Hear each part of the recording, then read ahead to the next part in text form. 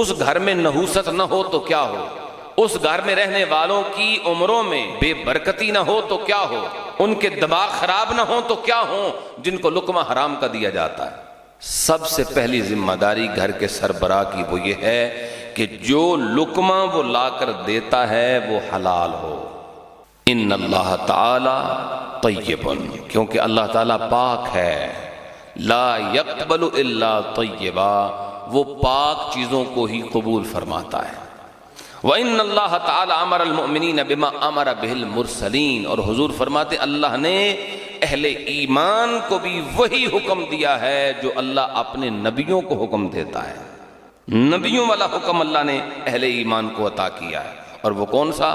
فرمایا اللہ قرآن میں فرماتا ہے یا ایھا الرسل کلوا من الطیبات واعملوا صالحا، اے میرے رسولو تم پاکیزہ چیزیں کھاؤ اور نیک اعمال کرو۔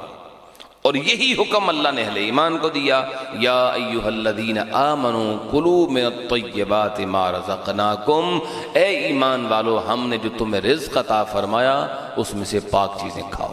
پھر حضور فرماتے ہیں ثم ذکر الرجل یطیل السفر، پھر حضور نے ایک شخص کا ذکر کیا جو لمبا سفر طے کرنے والا ہے، اشعث اغبر یمد یدیہ الی السماء، بڑا پرا گندا حال، آسمانوں کی طرف اپنے ہاتھ اٹھائے ہوئے وہ دعا کرتا ہے اور عرض کرتا ہے یا رب یا رب، اے میرے رب اے میرے رب۔ اس مسافرت کی حالت میں وہ دعا کر رہا ہے، حضور فرماتے ہیں اور حال اس کا یہ ہو مطعمہ حرام مشربہ حرام ملبسہ حرام، اس کا لقمہ حرام ہو، اس کا لباس حرام ہو، اس کا پینا حرام ہو۔ حضور اقدس صلی اللہ علیہ وسلم فرماتے وغذی بالحرام، اس کو حرام کی غذا مل رہی ہو، فَأَنَّا يُسْتَجَابُ لَهُ، بتاؤ اس کی دعا کیسے قبول ہو سکتی ہے۔ حضور نے ایک شخص کا ذکر کیا کہ جو سفر کی حالت میں، مسافر کی دعا تو ویسے ہی قبول ہوتی ہے، جو سفر کی حالت میں ہو آسمان کی طرف ہاتھ بھی اٹھائے اور زبان سے یا ربی کی صدا بھی لگائے، اور جرم اس کا یہ ہو کہ اس کا کھانا حرام ہو، اس کا پینا حرام ہو، اس کا پہننا حرام ہو، تو فرمایا بتاؤ اس کی دعا کیسے قبول ہوگی۔ دعا عبادت ہے، اس کی عبادت قبول، جو حرام کھائے اس کی کیا عبادت قبول ہونی ہے؟ پیٹ میں لقمہ حرام ہے تو عبادت کیسے قبول ہوگی؟ اس گھر میں نحوست نہ ہو تو کیا ہو، اس گھر میں رہنے والوں کی عمروں میں بے برکتی نہ ہو تو کیا ہو، ان کے دماغ خراب نہ ہوں تو کیا ہوں جن کو لقمہ حرام کا دیا جاتا ہے۔ مت جب ماری جاتی ہے اس کا ایک سبب لقمہ حرام بھی ہوتا ہے، کچھ تو ایسا کھایا ہوتا ہے جس کی وجہ سے بندہ بے ادب بنتا ہے۔ اس لیے غور کیا جائے کہ میں جو لا کر اپنے بچوں کو دے رہا ہوں اسے کھا کر تو نور بننا چاہیے، یہ خباثت کیوں بن رہی ہے؟ آپ سمجھ رہے ہیں بات کو؟ حلال کھائیں گے تو نور بنے گا، حرام کھائیں گے تو خباثت بنے گی۔ جس کے بچے اس کے دیکھتے دیکھتے خبیث بن رہے ہیں، بدعقیدہ ہو رہے ہیں، بے ادب بن رہے ہیں، اس کو غور کرنا چاہیے کہ میری غلطی کیا ہے، میں حلال کھلاؤں ان کے اندر خباثت بنے، کچھ تو گڑبڑ ہے۔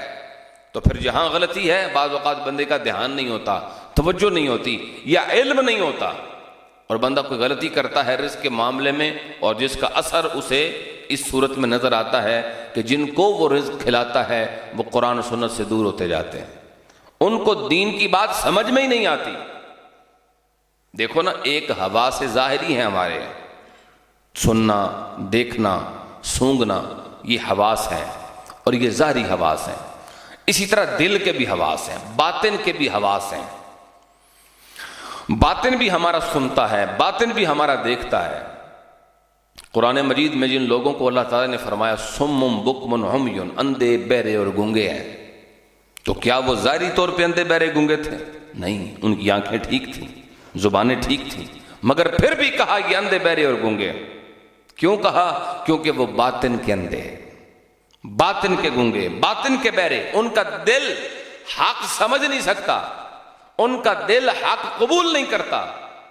تو جو بندہ حرام کھائے یا اپنے بچوں کو کھلائے، حرام خوروں کی سب سے بڑی ان پر مصیبت یہ پڑتی ہے کہ ان کے حواس جو باطنی ہیں وہ خراب ہو جاتے ہیں، ان کو حق کی بات پھر سمجھ میں ہی نہیں آتی، نصیحت ان پر اثر ہی نہیں کرتی۔ سو پہلی ذمہ داری ایک گھر کے سربراہ کی وہ یہ ہے کہ وہ اپنے اہل و عیال کے لیے جو رزق مہیا کرے وہ حلال ہو۔